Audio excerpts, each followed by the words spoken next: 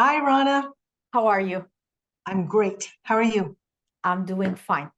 Okay, I'll tell you what I'm interested in chatting about today. Let's hear it. We've said that learners at the present time in higher education are different than learners earlier on. And in the same space, we've always talked about the diversity in the space that we have. So, how can we get to know our learners more?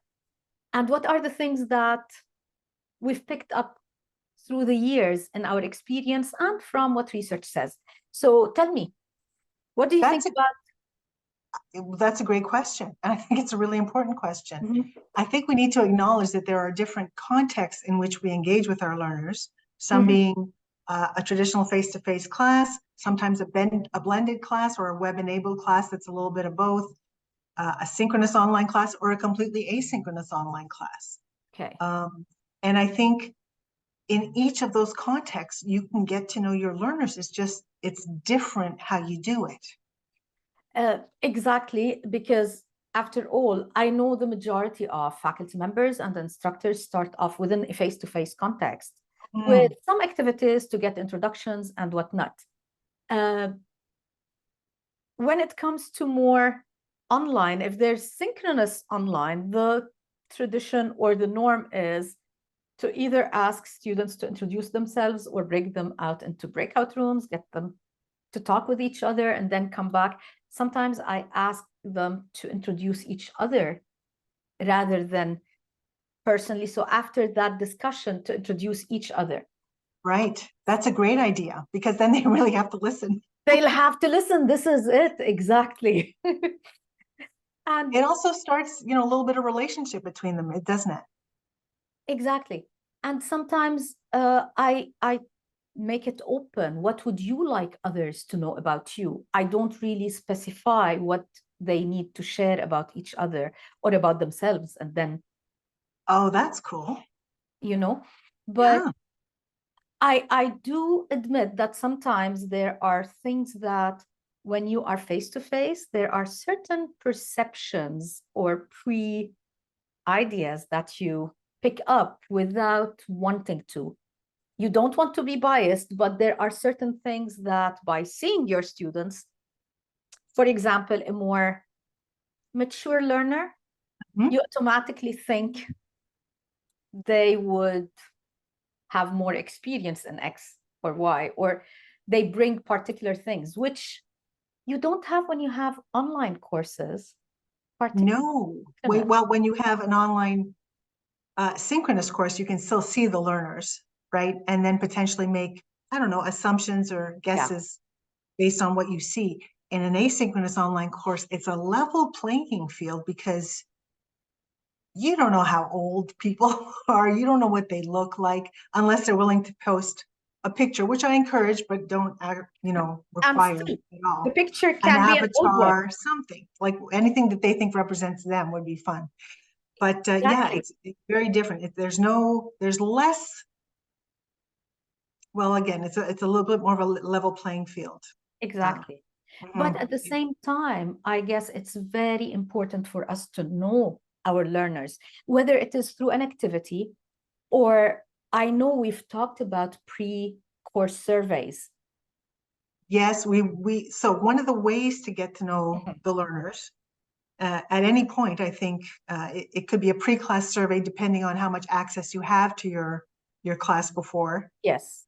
So if you're a full faculty, you usually get at least a month ahead of time, you get access to the roster, you can start communicating with the learners. If you're an adjunct faculty, it could happen right then and there when you first get to know them. I mean, there's no real time limit, and it's always valuable as a way to get to know your learners through a survey, asking all kinds of questions. And you And know what? You know what, Ange? I like what you're saying about the pre-course survey because in a way it levels the field between the face-to-face and the others. So, in other words, yeah, the moment I walk into a class and see my students in person, I start having certain perceptions or something uh, like first impressions, you know? yeah, And if you are doing a pre-course survey, even in a face-to-face context, you're leveling the field. You're getting to know who your learners are without being biased by their physical appearance. Right. That's a great point. That's a great point. The other thing is that I like that when you do surveys, like you can hold on to the content. You know, if you do kind of like a verbal kind of Yes. survey, Yeah. it's as soon as they stop talking, it's gone. It's You vapor. should see me. You should see me whenever I'm starting a course face to face. Yeah. And I break them out, introduce themselves, and then come back to let me know. I'm starting to take notes about, oh, this is the person who has music background. This is the person, but I don't end up capturing everything. And I agree with you. The survey, I have that data that can inform me as I'm designing and planning the course. Right. So then, okay, so we mentioned, how do we get to know our learners? So we're saying surveys are one way to do it. You mentioned activities, introducing each other. Introducing each other. And those work in all contexts. And I'm going to mention, definitely they work in all contexts. I'm going to mention an example of the first time that I got introduced to this with Prof. Gary Boyd.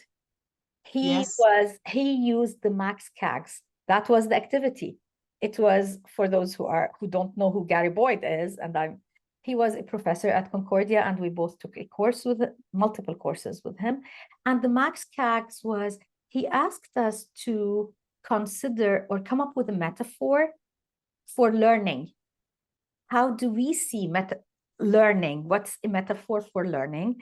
And he asked us questions about a few questions that he allowed us to introduce ourselves and to give an idea. So an activity can be with a few questions within the class, but introduce yourself also. Right. One of the things that I've done with my online classes is as one way of introducing themselves, because I have multiple ways and ongoing of getting to know each other, is to have them do a collage. Oh, nice. Yeah, so I give them a template. If they can do their own, but if they're not so comfortable, I give them a template. We have things like, you know, what kind of things are you interested in, and what would be what's your favorite saying about education, and what do you do outside in your free time? So just a little sort of graphic, a visual representing themselves, and I think that's a fun and different way than always just typing in words and stuff. I agree. And you said something, I guess we can finish with this, is it doesn't finish. It's ongoing.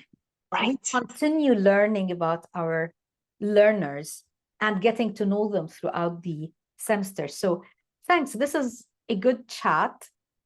I appreciate. Yeah, this is a great chat. I want to emphasize that no matter what modality you're delivering your learning in, you can get to know your learners. And it's very important. And yeah, they need to have their voices in there. Yes, absolutely. We're going to talk more about this and other stuff. Definitely. Oh, all now right. I'm thinking more. Okay. Bye, Rana. Take care. Bye.